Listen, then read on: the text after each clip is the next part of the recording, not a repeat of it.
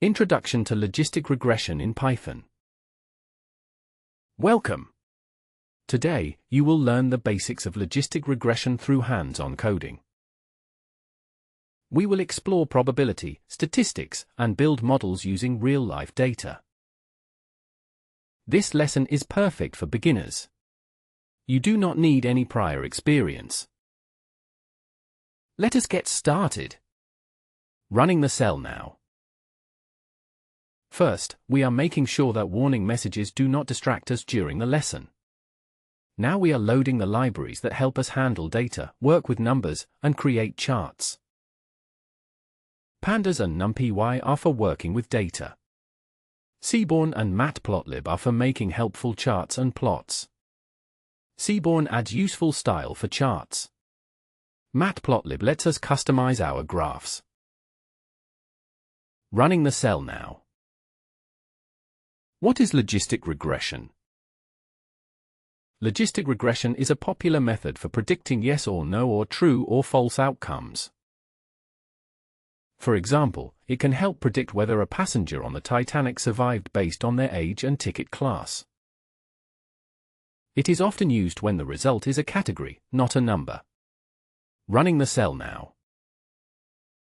Now let us load the Titanic dataset from the Seaborn library. This dataset contains details about passengers, including whether they survived. We are displaying the number of rows and columns in our dataset. Let us peek at the first few records to see how the data looks. Running the cell now. It helps to see what information is available before we do any analysis. We are printing out all the column names in the Titanic dataset. Running the cell now. Understanding the columns. Survived, 1 means survived, 0 means did not survive. P-class, passenger class, 1, 2, or 3. Sex, gender. Age in years. Fare, ticket price. We will predict survived using these features. Running the cell now. It is common for real datasets to have missing information. To keep our work simple, we are removing rows missing age, fare, or port of embarkation. We display the new dataset size so you can see how many rows remain.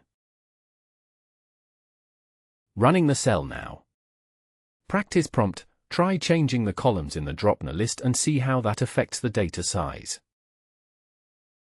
Before modeling, it helps to look at how many people survived and how many did not. We are counting the number of survivors and non-survivors in the clean data. The result will show us the balance between the two outcomes. Running the cell now. Let us visualize these counts in a bar chart. This will give us a clearer idea of the difference visually. Our chart shows 2 bars, one for each outcome. The title and labels explain what each part means. This makes the data more understandable. Now, let us display the plot.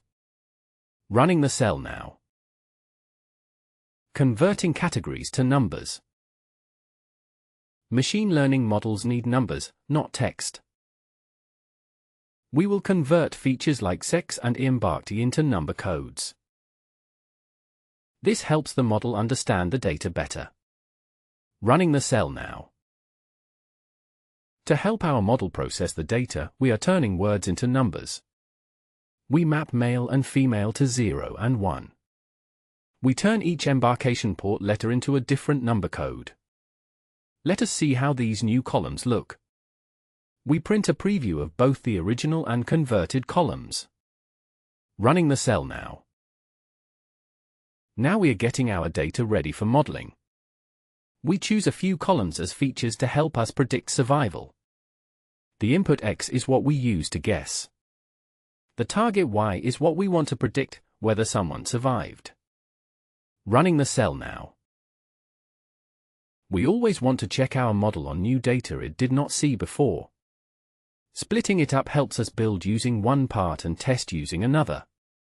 We use 70% for training and 30% for testing. Now, let us see how many rows are in each set. This tells us how much data we use to learn and how much to test predictions. Running the cell now. Building and training a logistic regression model. Logistic regression will learn from our training data. It will find patterns that link features to survival. Then we can use it to make predictions. Running the cell now. We are bringing in logistic regression from the scikit-learn toolbox. Then, we create a logistic regression model with a maximum of 200 steps to make sure it fits well. Random state keeps results the same if you run this again. We teach the model using our training data. Now it learns how the features connect to surviving or not. Running the cell now. Now that our model is trained, we ask it to predict who survived in our test set. Let us check the first 10 predictions it makes. We also show what really happened for those same passengers. This side-by-side view helps us judge the performance of our model. Running the cell now. Let us see how well our model does at guessing survivors. We use accuracy to see what % it gets right. A confusion matrix tells us how many survived and did not survive matches it got correct. The classification report gives more details about model performance, including precision and recall. This all helps us see how useful the model is.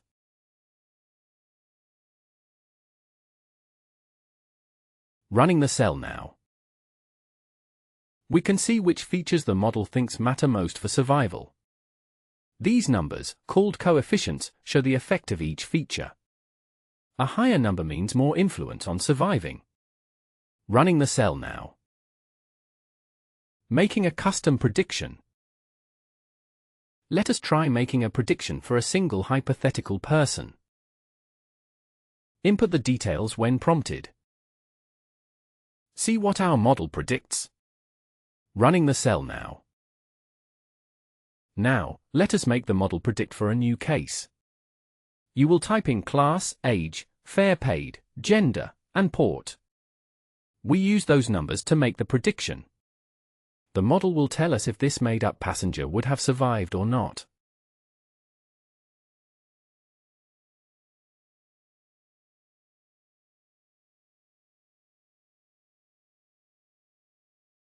Running the cell now.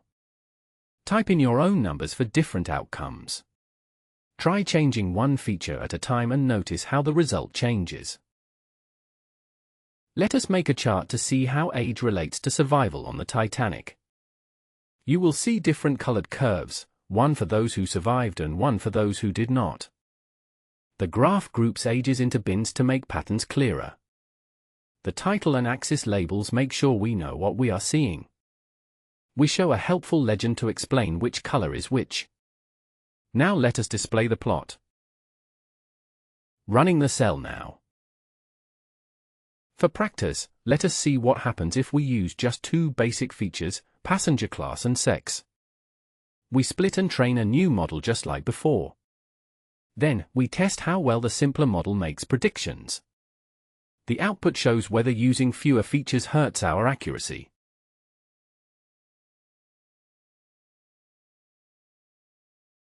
Running the cell now. Try adding or removing features and see how accuracy changes.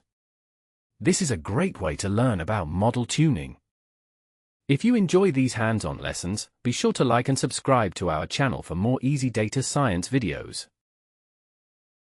Troubleshooting and tips. If you get an error, check if spelling, capitalization, or missing values are the cause. Try running each cell in order without skipping. Feel free to experiment with different features or charts. Remember, practice builds confidence. Running the cell now. This mini project lets us use our model to guess survival for a random passenger. We pick random values for class, age, fare, sex, and port. We give these values to our trained model, which predicts if this imaginary passenger survived. Printing both the random details and the result helps us see how the prediction changes.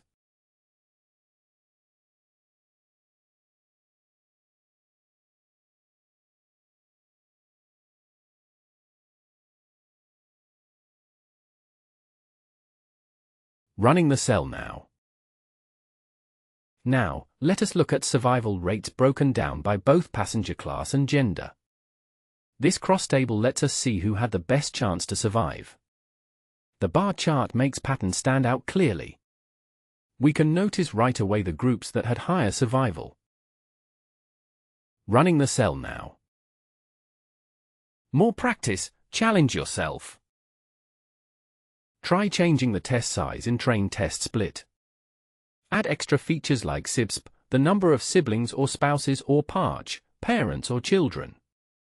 Explore logistic regression in scikit-learn's documentation. Every experiment improves your skills.